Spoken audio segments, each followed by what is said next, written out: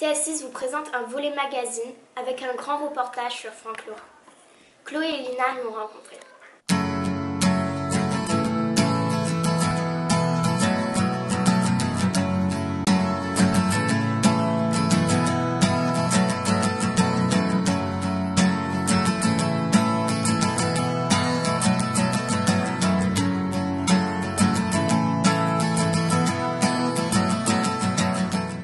Franck Laurent est né le 18 août 1974. C'est un acteur et comédien français qui fait aussi du doublage. Il fait de la réalisation de documentaires. Qu'est-ce qui vous a attiré dans ce métier? J'étais en 6e et j'avais un prof de maths qui était fou de théâtre, qui avait une compagnie amateur et qui a monté un atelier théâtre. Et donc je suis resté dans ce collège à Paris, rue Didot, pendant 4 ans, de la 6e à la 3e, et j'ai fait du théâtre tous les ans et ça m'a vraiment donné envie d'être comédien. Voilà. Dans quel film avez-vous joué? Mais alors moi j'ai commencé il y a déjà plus d'une vingtaine d'années. J'ai fait beaucoup de séries pour la télévision où j'avais pas forcément des rôles récurrents, mais j'avais toujours chaque fois un petit rôle. Et il y a eu Joséphine Ange Gardien, il y a eu PJ qui était une série qui est passée il y a longtemps. Il y a eu qu'est-ce qu'il y a eu, Navarro, des vieilles séries. C'était il y a quand même maintenant 15 ans. Il y a dû avoir Louis la Brocante, des choses comme ça. Alors il faut plutôt regarder sur internet parce que moi-même je m'en souviens plus. Mais donc si tu veux, pas mal de petites séries à la télé. Au cinéma, j'ai jamais eu de grand rôle. J'ai eu un jour un grand rôle dans un film qui s'appelle Croisière, qui date de je pense au moins 7-8 ans, et qui n'a eu absolument aucun succès. C'est un four absolu. Le film est absolument mauvais, mais c'était la première fois. J'avais 28 jours de tournage. On est parti tourner ça sur un bateau au large de la Tunisie, sur un catamaran. C'était l'histoire de gens enfermés sur un catamaran en pleine mer. Voilà. 19 jours, de longues nuits, et toujours rien. C'est pas vrai. Enfin. Hé! Hé, venez les autres, là, venez! Regarde, là-bas! Qu'est-ce qu'il y a? C'est quoi cette tâche? Il y a un cargo! On est sauvés! On a plus de fusée! T'inquiète, ils vont nous entendre. Oh! Oh!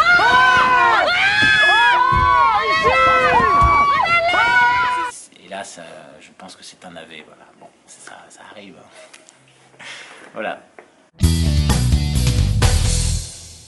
Le doublage, ça consiste à essayer de donner sa voix sur un acteur qui n'est pas francophone, donc qui est souvent anglais, américain, voire européen, allemand, espagnol, italien, et de prêter sa voix à cet acteur. Donc on appelle ça se mettre dans les bottes, ça veut dire vraiment être dans l'expression, dans ce qu'il fait, dans sa respiration, dans ses rires, ses larmes, vraiment être pile poil dans ce qu'il fait, et essayer d'être au service de son jeu et de rendre ça le plus crédible possible, sachant que c'est pas sa voix et que c'est pas sa langue. Donc, mais il y a tout un système qui fait qu'on doit parler à un moment précis pour que ça corresponde. On appelle ça au labial, c'est-à-dire au mouvement des lèvres, et que lorsqu'on entend le français sur le mouvement des lèvres, eh ben, on a l'impression que c'est lui qui parle. C'est comme si là on mettait une voix anglaise et puis on repère comment je parle, et il y a des adaptateurs, donc des gens qui écrivent en anglais et en français pour savoir à quel moment on doit dire tel mot. Et c'est devenu depuis une dizaine d'années une activité très importante pour moi. Pas du tout volontaire, c'est par hasard. Je faisais des dramatiques radio, c'est du théâtre à la radio pour Radio France. Et il y a une comédienne qui, je ne savais pas, était aussi directrice de plateau, c'est-à-dire qu'elle dirige des doublages, et qui m'a demandé de venir. J'ai fait une audition, puis un coup de peau, j'ai réussi et j'ai fait du doublage assez rapidement. Mais c'était pas du tout quelque chose que je connaissais, que je savais faire, et c'est venu naturellement, et maintenant c'est devenu une activité assez importante. Shane. Bon, plus personne n'achète de CD. Il adore Ryan Gosling, qu'il a retrouvé. C'est un acteur qui a fait un film nommé Le casse du siècle. C'est par quelqu'un qui le sait pas. Non, Alex, non, navré. Benny Klieger de chez Morgan essuie des pertes énormes à l'obligataire. Enfilez vos gilets de sauvetage et tirez-vous. Sérieux, je sens... Ou encore Gaël Garcia Bernal, qui vient d'avoir un Golden Globe pour Mozart in the Jungle. Et encore Ryan Reynolds, qui est canadien. Il paraît qu'un créneau s'est ouvert. Un créneau et 37 postulants. Comment je pourrais acquérir de l'expérience si je passe mes journées entre 4 murs? Ici Weston. On a une réservation de dernière minute. Oh merde. C'est Tobin Frost. À l'usine, non? Mais comment se retrouve tout dans un film? Franck Lorin explique ce qu'est le casting. Tu connais Doriot? Doriot. Il était pas à l'école avec nous, lui? Mais non, couillon, un politique. Il y a des castings d'organiser. Donc en fait, c'est des gens qui sont spécialisés dans la recherche d'acteurs, qu'on appelle casting, qui appellent des agents.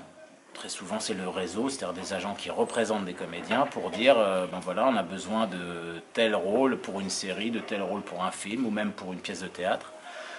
L'autre cas de figure, c'est qu'on connaît directement le metteur en scène ou la personne qui s'occupe du projet. Donc là, c'est du relationnel, c'est parce qu'on connaît des copains qui montent un projet, donc ils nous demandent de jouer dedans, etc.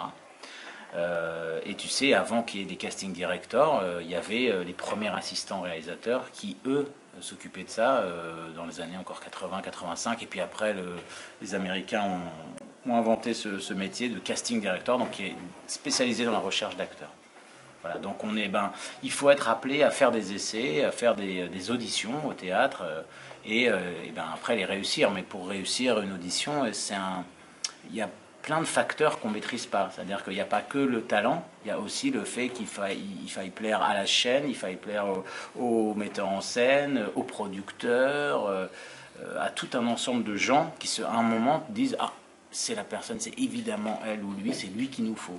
Mais pour que tous ces paramètres soient réunis, c'est des choses qui, même toi, quand tu es acteur ou actrice, t'échappent complètement. C'est pas parce que tu as été pas pris à une audition que tu es mauvais, ça veut pas dire ça. Ça veut dire que là, ça l'a pas fait à ce moment-là. Il a une société de production il essaye de faire de la fiction, de la télévision et du cinéma.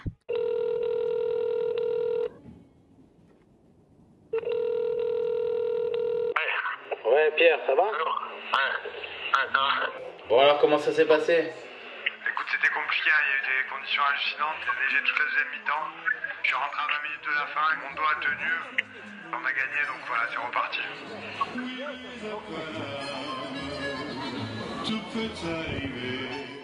Quelles études faut-il faire pour devenir acteur? Acteur, c'est plutôt un terme pour le cinéma. Je ne crois pas que pour être bon au cinéma, il faille faire forcément des études. Parce qu'on a trouvé des grands acteurs comme ça en casting sauvage dans la rue, parce qu'ils avaient une personnalité, quelque chose qui était vraiment cinématographique, et ils imprégnaient vraiment la pellicule. Et ça, c'est un don, vraiment quelque chose qu'on a, et souvent on les prend pour leur nature.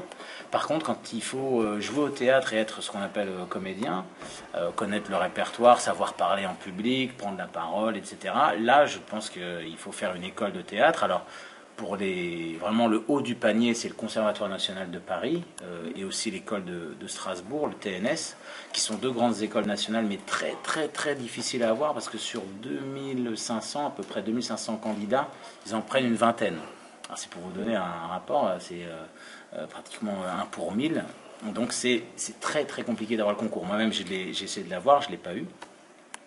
Ensuite, il y a de très très bonnes écoles qui existent et il y a des centaines de cours à Paris et en Île-de-France pour apprendre le répertoire, le métier, savoir connaître un peu les émotions.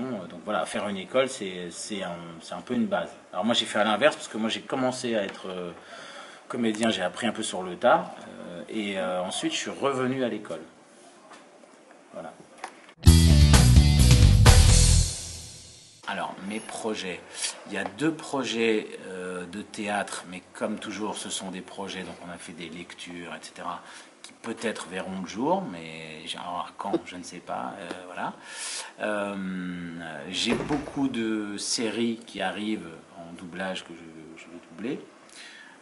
J'ai appris qu'il y avait une saison 2 de Versailles pour Canal+, et je double le rôle de Louis XIV, du roi. Donc ça, je suis très content qu'il y ait une deuxième saison.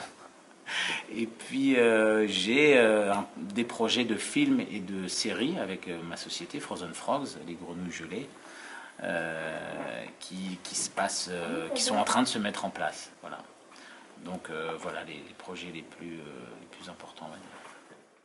Que diriez-vous à un jeune qui voudrait devenir acteur ou actrice? Alors, j'ai eu la chance de tourner pendant 2 ans une pièce avec Pierre Mondy, qui était un acteur très très populaire en France.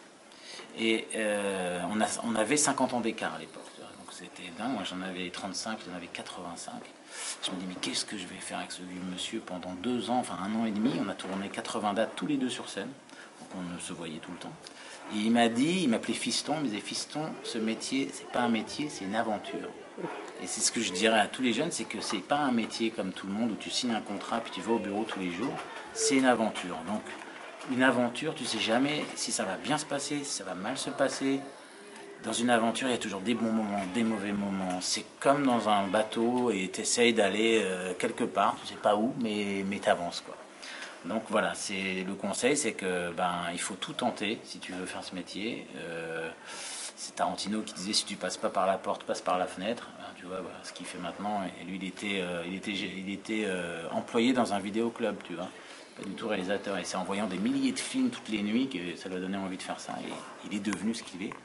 Donc tout est possible et tu sais jamais d'où ça vient, tu sais jamais pourquoi ça marche pas. Il faut constamment se dire, allez, je veux être acteur, je le fais, et puis voilà.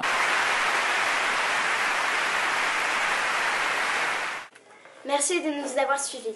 Rendez-vous pour le prochain journal de TF6.